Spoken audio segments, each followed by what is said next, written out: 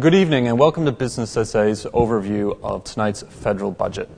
The measures announced tonight will form the backdrop for the upcoming federal election. I'm joined tonight by Statewide Super's Chief Investment Officer, Con Michalakis, who will provide his macroeconomic perspective on tonight's budget.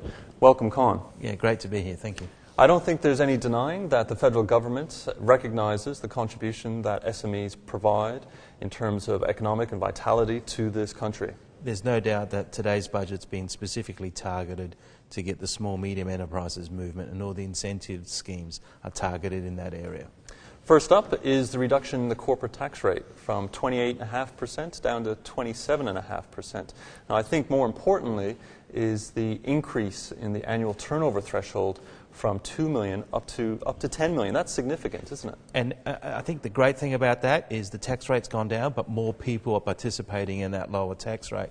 Plus, there's a plan in the next 10 years to get a 25% tax rate, which will be up there with the OECD average. So I think the measures today have reduced the tax burden, but also allowed more people to be part of that lower tax takes, which is good.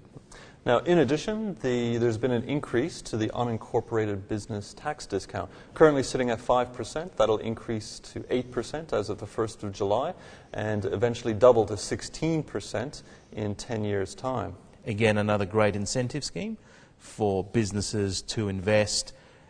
And again, if you think about it in terms of South Australia, I mean, we are the small, medium enterprise state, so a lot of these measures will help us in this state.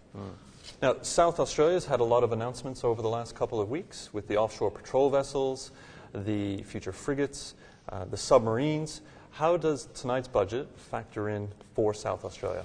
So it's been a good couple of weeks for South Australia between all the naval shipbuilding, the submarines, plus we had a Reserve Bank interest rate cut today of 0.25%, which again will help small, medium businesses.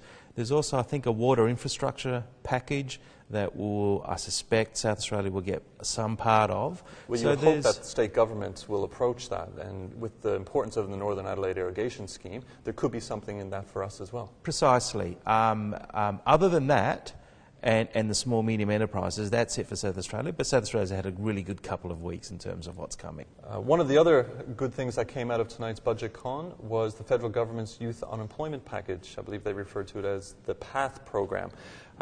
Commitment of around $700 million to address youth unemployment in the country and provide direct linkages to businesses.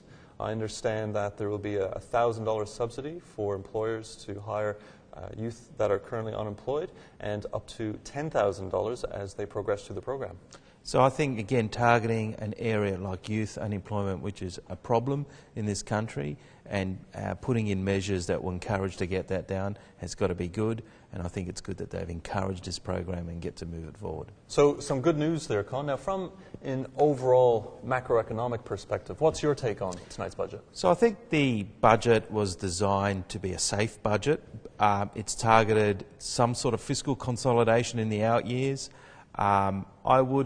I gather that the iron ore forecast at $55 is higher than last year's budget at $39. So, and the trend growth rate of 3% in the outer years to get to a surplus looks a bit excessive. So, but that's the trick all budgets do. But in terms of the macro, it's quite contained, and this is all about targeting small business.